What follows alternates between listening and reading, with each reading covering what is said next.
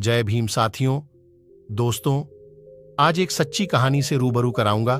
बाबा साहब की एक सच्ची कहानी जिसे सुनकर आप सोचने पर मजबूर हो जाएंगे कि एक व्यक्ति के अंदर इतना दिमाग कैसे हो सकता है, कोई महापुरुष इतना दृढ़ निश्चय वाला कैसे हो सकता है। मैं चाहूंगा आप इस वीडियो को पूरा देखिए। जब बाबा साहब पहली बार लंदन से बैरिस्टर बनकर भारत वापस लौटे, जब उन्होंने कोर्ट के अंदर, कचहरी के अंदर कदम रखा, तो कोर्ट के अंदर जितने भी वकील थे सभी ने बाबा साहब को देखकर पहचान लिया कि यह वही है जो महार जाति का व्यक्ति है और यह आज काला कोट पहनकर हमारे कचहरी के अंदर आ गया है। और बाबा साहब अंदर जाकर अपना ठीहा ढूंढने लगे। सबके पास अपना अपना ठीहा होता है। बैठने के लिए जब बाबा साहब को कोई ठिकाना नहीं मिला और बाबा साहब जब ढूंढ रहे थे, तो जो दूसरे वकील थे उन्होंने बाबा साहब को डोंट कसते हुए बोला, उस बाबा को चिढ़ाते हुए कहा, अबे वो बैरिस्टर, तुम तो बहुत पढ़े लिखे विद्वान हो, तुम्हें क्या जरूरत है कचहरी के अंदर बैठने का? तुम कहीं बाहर भी अपना ठिहा लगाओगे तो तुम्हारी दुकान चल जाएगी। लेकिन बाबा साहब ने उसकी वह स्टार्ट मारने को गलत नहीं समझा। बाबा साहब ने उनके बात को बुरा नहीं माना और मुस्कुराते हुए बोला, तुमने सही कहा। और बाबा साहब एक जगह जाकर अपना ठिहा जमाया और साफ सफाई करके वहां बैठ गए। तब बाबा साहब के पास छोटे मोटे केसे आते रहे और रोजी रोटी चलती रही। हल्का फुल्का बिजनेस बढ़ा, कारोबार बढ़ा। और उसी दौरान एक सेठ और सेठानी जिसका इकलौता बेटा था, उसको फांसी की सजा सुनाई गई थी। उस सेठ और सेठानी पूरी मुंबई में कोई ऐसा वकील नहीं छोड़ा जिसके घर वो ना गए हों। जिसके पास भी जाते और जिसको भी फाइल दिखाते, अपने बच्चे की वह मना कर देता है कि आपका बच्चा नहीं बच पाएगा, उसने बहुत पैसा खर्च कर दिया था। उस सेठ ने और सेठ वकील ढूंढता ढूंढता पूरी मुंबई को खंगालता हुआ उसी कचहरी के अंदर पहुंचा जिसके बाहर बाबा साहब बैठे थे। दलितों के मसीहा भीमराव अंबेडकर बैठे हुए थे। और जब उस कचहरी के अंदर उस सेठ ने अपने बच्चे की फाइल दिखाई, अपने इकलौते बेटे की फाइल को दिखाई, तो किसी भी वकील ने उसकी फाइल नहीं ली। सभी ने इनकार कर दिया और कहा, इसका कुछ नहीं हो सकता, तुम्हारे बच्चे को कोई नहीं बचा सकता। उस सेठ ने ऐसे ऐसे बड़े बड़े वकीलों को दिखाया जो कानून को अपना घर मानते थे, जो बोलते थे कानून तो हमारे मुट्ठी में है। ऐसे ऐसे वकीलों को फाइल दिखाएं, लेकिन सबने फाइल देखकर इनकार कर दिया। और उस कचहरी के अंदर जो भी वकील बैठे थे, उसने फिर से टोन कसते हुए बोला, अरे सेठ, तुम्हारा केस वह लड़ेगा जो बाहर बैठा हुआ है। महार जाति का व्यक्ति, वह बहुत विद्वान, वह बहुत पढ़ लिख कर आया है। वह बाबा साहब पर टोन कस रहे थे, दलितों के मसीहा पर टोन कस रहे थे, वह बाबा साहब को चिढ़ा रहे थे। सेठ मन से रो रहा था। उसे आशा की एक किरण चाहिए थी बस, क्योंकि उसका इकलौता बेटा जिंदगी और मौत में अटका हुआ था। और जब सेठ ने उस वकील की बात सुना, तो सेठ उसकी बात मानकर वह बाबा साहेब के पास पहुंच गया। बाबा साहेब के चरणों में गिरकर कहा, हे बैरिस्टर, हे बाबा साहब, मेरे बच्चे को बचा लो। तो बाबा साहब ने सेठ से कहा, उठो, मैं क्या कर सकता हूं, मैं क्या मदद करूंगा तुम्हारा। यह फाइल तुमने कितने ही वकीलों को दिखाया होगा, तुम वहीं जाओ, मैं क्या कर सकता हूं।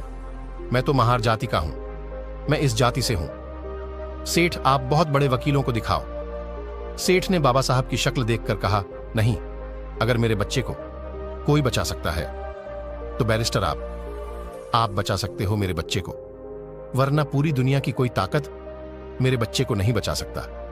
मैं आपका चेहरा देखकर बता रहा हूं। बाबा साहब, आप मेरी बात मान लीजिए। मैं तो एक बाप, मैं इस पीड़ा को सहन कर लूंगा, लेकिन जो उसकी मां है, जब उसे पता लगेगा कि उसका बच्चा नहीं रहा, तो वह भी उसके गम में मर जाएगी। मेरे घर से 2 अर्थियां उठेंगी बाबा साहब, 2 अर्थियां उठेंगी। मेरा इकलौता पुत्र है, मेरा इतना बड़ा कारोबार, इतना बड़ा बिजनेस है, कौन संभालेगा? क्या करूंगा मैं इसका? जब बाबा साहब ने सुना कि उसकी मां मर जाएगी, तो बाबा साहब को वह बात याद आ गई। जब बाबा साहब छोटे थे, बाबा साहब की माता भीमाबाई ने एक बात कही थी कि भीमा, अगर कभी जरूरत पड़े किसी निर्दोष की जान बचाने के लिए, अगर किसी अच्छे काम के लिए झूठ भी बोलना पड़े, तो संकोच मत करना भीमा, संकोच मत करना।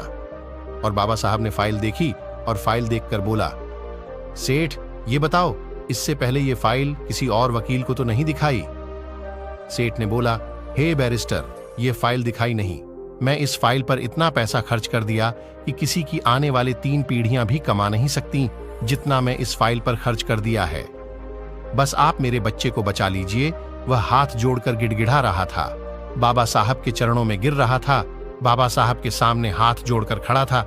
बाबा साहब ने उसकी पीड़ा देखकर कहा, जाओ सेठ, मैं तुम्हारे बच्चे का केस लड़ूंगा, जाओ। और जब बाबा साहब माने केस लड़ने के लिए तो वह सेठ बहुत खुश हुआ। उसने बोला, मुझे यकीन है बाबा साहब, मेरा बच्चा अब बच जाएगा।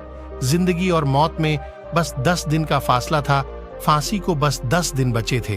कचहरी लगी, अदालत लगा, कोर्ट लगा। कोर्ट के अंदर दोनों पक्षों के वकील आए। जब बात बोली गई तो जज बोला, अंबेडकर, तुम कुछ दलील देना चाहोगे? तब बाबा साहब ने बोला, नहीं जज साहब, आप अपना फैसला सुनाए, मैं कुछ नहीं कहूंगा। सेठ यह सुनकर संकोच में आकर वह सोच रहा था कि उसने बोला था कि मैं तेरे बच्चे को बचा लूंगा, लेकिन इसने तो कोर्ट में कुछ दलील ही नहीं दे रहा है। बाबा साहब ने तो बोल दिया, नहीं जज साहब, आप अपना फैसला सुनाओ। वह सेठ मन में कह रहा था, अंबेडकर, तुमने अच्छा नहीं किया बैरिस्टर। मैं बड़े आशा के साथ ये फाइल तुम्हारे पास लेकर आया था। मैं तुम्हारे चेहरे को देखकर बता रहा था कि तुम मेरे बच्चे को बचा लोगे।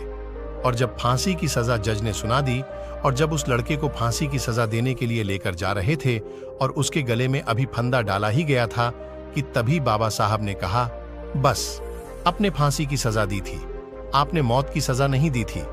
इस तरह उस लड़के की जान बच गई। देखिए, उनका दिमाग ऐसे थे बाबा साहब अंबेडकर, और उसी दिन से ये करवाई चली आ रही है सजाए मौत। यदि किसी की मौत की सजा देनी होती है तो सजाए मौत कहा जाता है, ये नहीं कहा जाता कि फांसी की सजा। बाबा साहब ने कहा, बस अपने फांसी दी थी, मौत नहीं। और ये दिमाग देखकर सभी बड़े बड़े वकील जो बाबा साहब पर टोन कसते थे, जो उन्हें नीच बताते थे, महार जाति के बताते थे, वो लोग चुप हो गए। पर हमारे बाबा साहब शरीर की तरह उस बच्चों को छुड़ाकर उस मां के पास ले गए और कहा, ये लो तुम्हारा बच्चा। इस तरह बाबा साहब ने उस निर्दोष की जान बचाई। ऐसे थे बाबा साहब भीमराव अंबेडकर, और निचले जाति और महिलाओं, मजदूरों को अच्छा जीवन देने के लिए बहुत कुछ सहा है, बहुत सारे संघर्ष लड़े हैं।